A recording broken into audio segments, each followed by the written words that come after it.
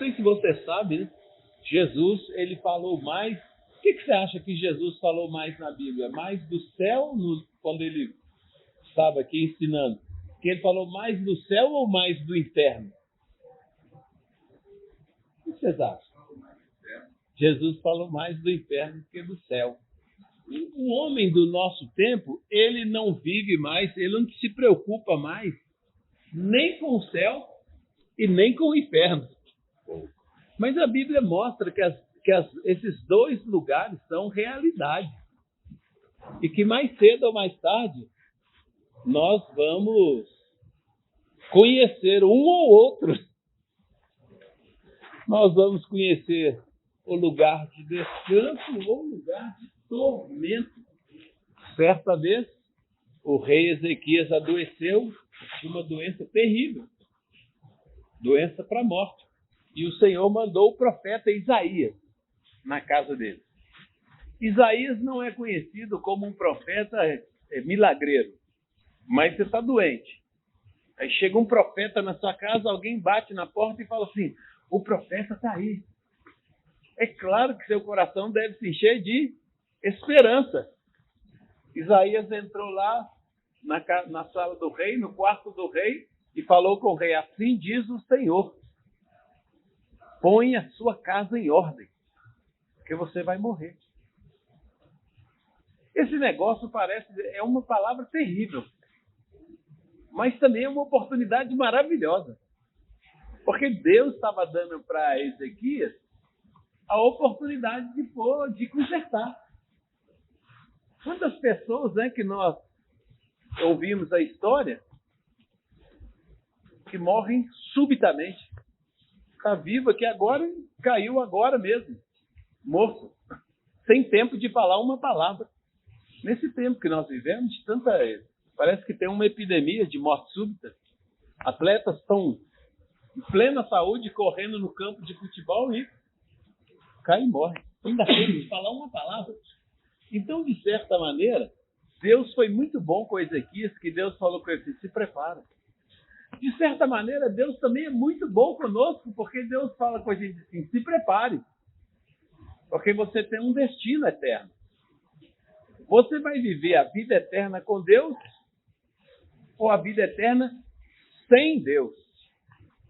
A vida eterna num lugar de gozo, de alegria, na presença dele, de Deus, ou a vida eterna, a morte eterna, né? Num lugar de tormento. As pessoas do nosso tempo não se preocupam mais nem com o céu, nem com o inferno. Nós vivemos uma vida autoindulgente. O que é ser indulgente? É você ceder e entregar para a sua carne todas as delícias desse mundo. Aí a Betânia, que o trabalho dela é falar com a pessoa assim: calma, não precisa comer tudo de uma vez. Não precisa beber tudo de uma vez, não precisa comer tudo de uma vez. Mas tem pessoas que vivem assim. Tem pessoas que elas se entregam, né? Elas são autoindulgentes, elas querem se entregar o corpo ao prazer. Mais cedo ou mais tarde, quando a gente vive assim, a conta vem. Nessa vida e na eternidade. É verdade que nesse texto de Lucas 16, a partir do versículo 19, que fala do rico e Lázaro, ainda tem muito mistério, né? E eu não sei responder muitas perguntas que alguém pode fazer a respeito disso aqui. Porque tem muitas coisas que Deus ocultou de nós. Nem olhos viram, nem ouvidos ouviram, nem jamais penetrou no coração humano o que Deus tem preparado para aqueles que nele esperam. Deus fez coisas maravilhosas. Imagina o céu. Que isso? Deve ser algo muito maravilhoso. Que nós, por causa da nossa autoindulgência, queremos viver por prazer e entregar tudo para a carne, podemos perder. Podemos perder. Então está aqui o rico, nessa versão aqui da Bíblia, o editor colocou o título O Rico e o Mendigo. Mas normalmente é o rico e Lázaro.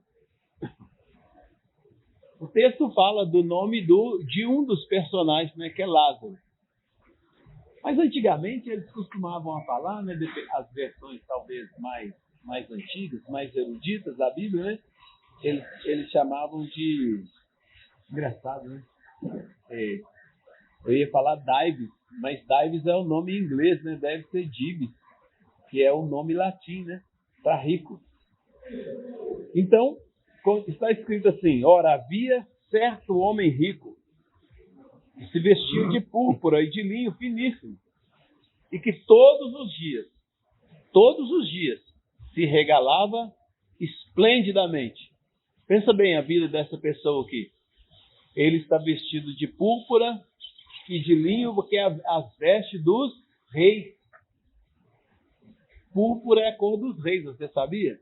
Ele se veste como rei e ele vive esplendidamente. Certamente ele não tem nenhuma preocupação com nada. Não tem nada que perturba ele.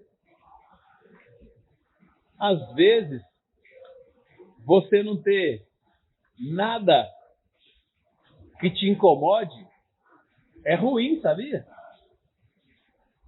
Outro dia eu falei aqui do livro do João da Cruz, chamado A Noite Escura da Alma, e que ele fala que Deus nos coloca, às vezes, numa noite escura para nos aperfeiçoar, para cuidar de nós, para aperfeiçoar a nossa carne, para aperfeiçoar o nosso espírito. Alguém já falou, né, aqui, a respeito da vida que a gente vive, né? Eu acho que foi o Godoy na oração. Às vezes Deus para a gente um pouco para cuidar de nós.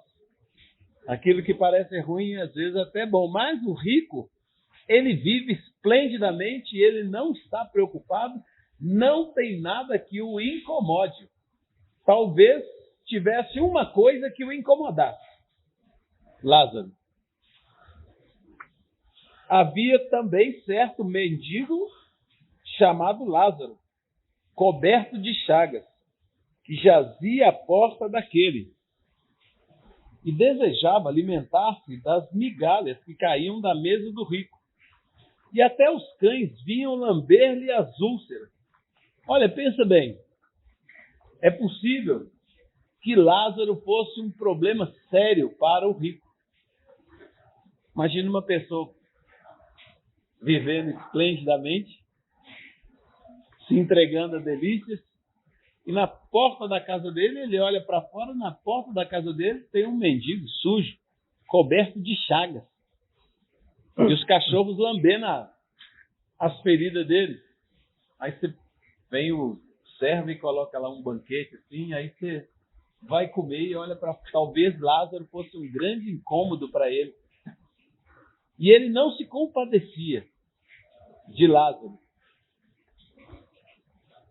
Talvez ele até pedisse à polícia para tirar Lázaro de lá. Né? Não tem jeito de tirar esse cara daqui, não. Quando eu trabalhei numa região lá onde o Júnior mora. Fui comandante lá da companhia. E certa vez eu fui lidar com uma comunidade lá muito rica. Tinha muito tempo que não tinha crime lá. Mas eles viviam com muito medo do crime. Por causa de situações que tinham acontecido 3, 4 anos antes.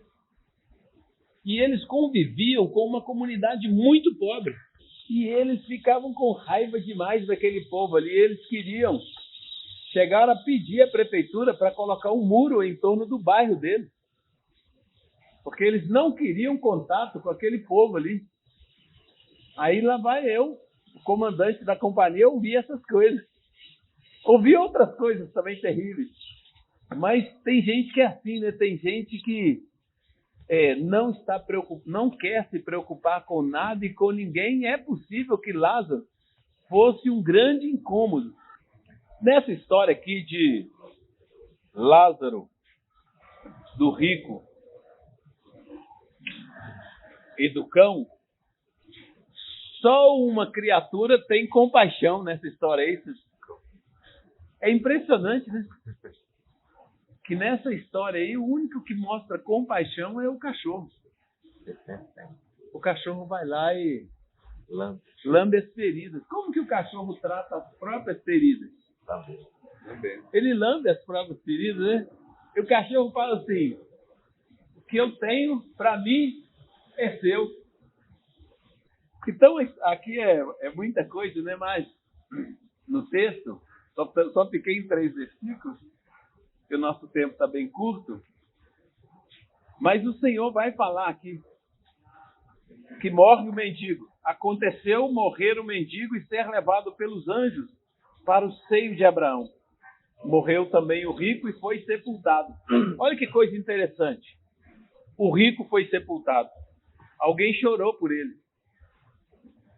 Certamente a cidade inteira se reuniu para despedir do rico.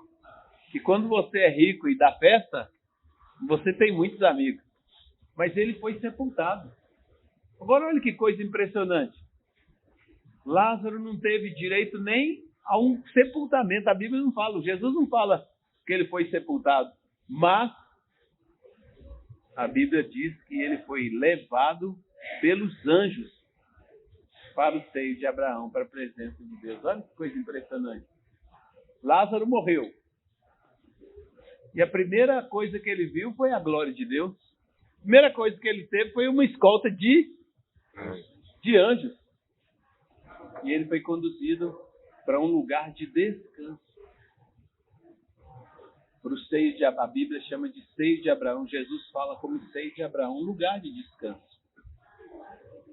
Aquele que vestia de púrpura e linho também morreu. Foi sepultado. Alguém chorou por ele. Mas a primeira coisa que ele viu não foi anjos. Ele foi levado para o Hades, para o inferno, para um lugar de tormento. No decorrer da história, em tormentos, o rico fala assim: Pai Abraão, manda que Lázaro molhe o dedo numa água e ponha na minha língua. Em tormentos, ele deseja uma gota de água e ele não tem. E o Senhor fala com ele assim, e o Abraão fala com ele assim: há um grande abismo entre nós. Na sequência da leitura, depois você lê tudo lá na sua casa. Há um grande abismo entre nós.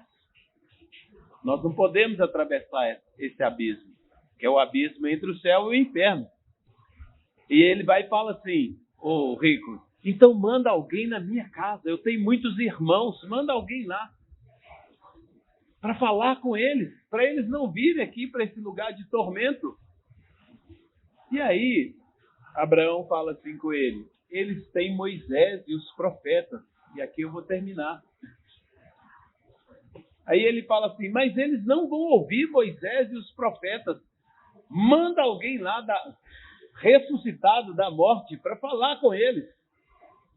Aí Abraão fala assim: se eles não ouvirem nem Moisés, nem os profetas, ainda que se levante alguém da morte, eles não vão ouvir. Eles têm Moisés e os profetas, eles que os ouçam. Jesus é aquele que é erguido da morte e mandado para nós. Mas nós não cremos mais nem em Moisés e os profetas, a palavra de Deus, que nós achamos que está ultrapassada, e nem daquele que atravessou o abismo e ressuscitou da morte, que é o próprio Jesus. A Bíblia nos fala claramente que nós temos um destino eterno. A vida eterna, a morte eterna. Alegria na presença de Deus ou tormentos separados dele. Quando eu estava vindo para cá, eu lembrei de uma música que a gente cantava lá na igreja, né? Que era a palavra disso. E eu termino cantando um pedacinho dessa música. E ela fala assim: ao findar o labor desta vida, quando a morte ao teu lado chegar, que destino há de ter a tua alma? Qual será do futuro o teu lar? Meu amigo, hoje tu tens a escolha vida ou morte, qual vais aceitar? Amanhã pode ser muito tarde. Hoje Cristo te quer libertar. Olha que coisa preciosa que nós temos. Nós temos de Deus. O profeta chega na nossa casa e fala assim com você: põe a sua casa em ordem. Ele nos dá a oportunidade. Deus é maravilhoso. E a pergunta que eu faço é: a sua casa está em ordem?